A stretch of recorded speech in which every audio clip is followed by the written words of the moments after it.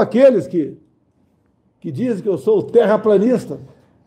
O Carniça ontem, né, falou que eu devia procurar o Marcos Pontes, que é o nosso ministro da Ciência e Tecnologia, que teve no espaço, para ele dizer para mim que a Terra é redonda. Olha a qualidade, né, do meu ministro da Ciência e Tecnologia e a qualidade dos ministros do presidiário, para depois começar a discutir. E não é só a ciência e tecnologia. Veja o padrão de todos os ministros meus e daqueles do governo do PT lá atrás. Lá atrás a especialidade era outra, com 5 dedos. Tá? E nós sabemos para onde foi o Brasil. Então, essas críticas baratas, né, não procedem. Então, um rápido aqui, razoado, depois nós vamos conversar com o Marcelo aqui. Várias medidas foram tomadas. Em junho de 2020, meados do ano passado, foi assinado o primeiro acordo com a AstraZeneca Oxford. Como não estavam preocupados com vacina? Nessa época, né, tinha um cara aí, um grande estado, que ficava falando besteira o tempo todo na televisão, tentando faturar politicamente. Em dado momento ele falou que a vacina ia ser obrigatória, né? Mesmo sem passar pela Anvisa, eu não posso admitir isso. E disse que, da minha parte, não tomaria aquela vacina. Sem passar pela Anvisa, não tomaria. Em agosto de 2020, uma medida provisória, abrindo crédito de 2 bilhões de reais, para nós contratarmos 100 milhões de doses de vacina da Fiocruz. Ainda sem Anvisa, sem nada. Contratar, começar a fazer e, obviamente, em sendo aprovada pela Anvisa, distribuí-la à medida que forem chegando. Em dezembro, também assinei uma medida provisória de 20 bilhões de reais para que nós pudéssemos contratar vacinas aprovadas pela Anvisa. Aí entra a questão da Pfizer, um pouquinho antes, o ano passado ainda. Alguns falam, deveria ter contratado a Pfizer em 2020. Você leu, você critica, leu o contrato? Cláusula ali, que os advogados chamam de leoninas. Para mim é draconiana. Como, por exemplo, né, não nos responsabilizamos por qualquer efeito colateral. Daí eu usei uma figura, né, uma figura que costumo usar, né, falei jacaré, pronto. O pessoal leva aos maldosos como se fosse jacaré mesmo. O duro é se o cara se transformasse em... Eu não vou falar aqui para evitar polêmica, né? Se fosse operário da Globo ou da Folha de São Paulo. Tá? Então, nós fomos trabalhando ao longo do tempo. Como é que eu posso resolver a situação? Eu tenho que ter o apoio. Que se eu levantar a minha caneta Bic e falar Shazam, eu vou ser ditador. Vou ficar sozinho nessa briga? O meu exército, que eu tenho falado o tempo todo, é o povo. Eu sempre digo que eu devo lealdade absoluta ao povo brasileiro. E esse povo está toda a sociedade, inclusive o exército fardado. A vocês eu devo lealdade. Eu faço o que vocês quiserem. Porque essa é a minha missão de chefe de Estado. Desunindo, agredindo, fica difícil. Vocês sabem quem está errando no Brasil. E errando muito. Eu sinto. Não pensem vocês que eu estou aqui no Palácio do Alvorada, alimentação de graça, bons assessores, tranquilo com a minha família. Eu não sinto. Cada decisão que tomam, e se você quer ser democrata, cumprir a Constituição, cumprir a lei, você tem que acolher. Mas tem decisões que são absurdas. Eu sei disso. Busco o diálogo com alguns. Falo que o caldo vai entornar. Por mim, vai entornar por parte de quem?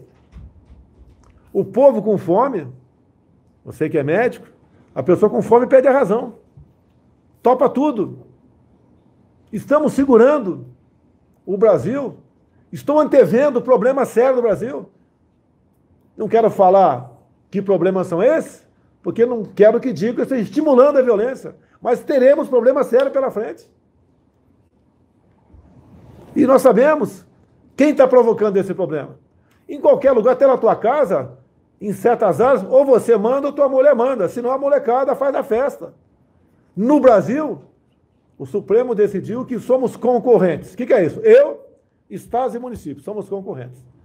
Eu, por exemplo, eu falo que nos 7 estados da região norte tem que ter um certo grau de isolamento ou medida restritiva. Um dos governadores dos 7 estados falou, não concordo com o que o presidente está falando, tem que ser mais restritivo ainda. Então o estado tal toma medidas mais restritivas que a minha. Daí dentro do estado um prefeito fala, não gostei das restrições do governador, tem que ser mais grave ainda. E o cara fecha tudo. Ou seja, quem decide na ponta não sou eu.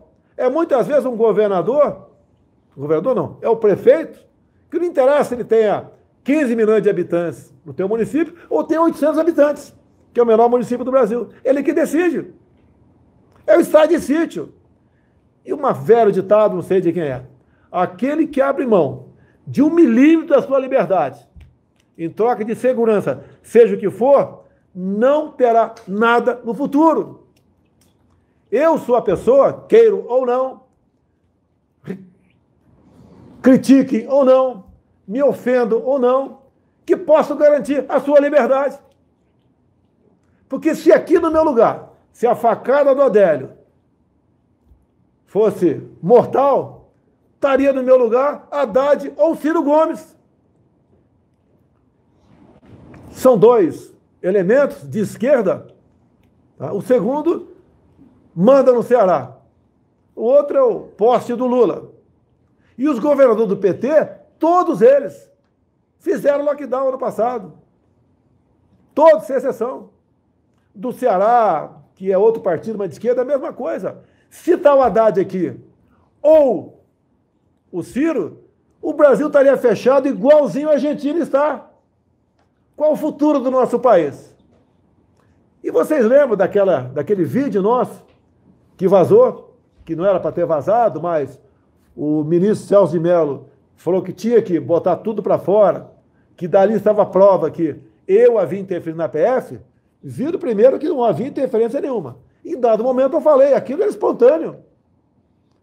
Em dado momento eu falei, como é fácil impor uma ditadura no Brasil? Vou repetir, como é fácil impor uma ditadura no Brasil?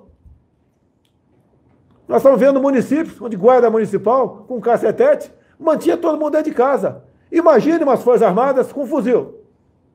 Em nome da ciência, em nome da sua vida, você vai ficar em casa mofando. Uma pequena parcela da sociedade pode até ficar em casa por mais tempo, mas a grande maioria não pode. E essa minoria, que pode por enquanto, como quem trabalha, bota a mão na massa e produz alimentos, essa grande maioria, que pode ficar pouco tempo dentro de casa, não vai produzir mais nada. Todos vão sofrer. Eu tenho como garantir a nossa liberdade. Eu sou o garantidor da democracia.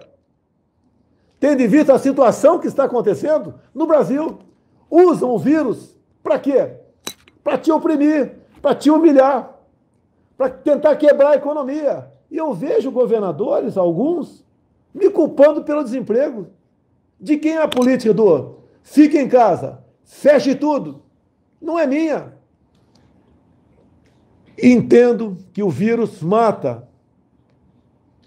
Entendo que tem que fazer todo o possível para evitar mortes. Mas o desemprego leva à depressão, leva à violência, brigas, leva à morte, leva ao caos.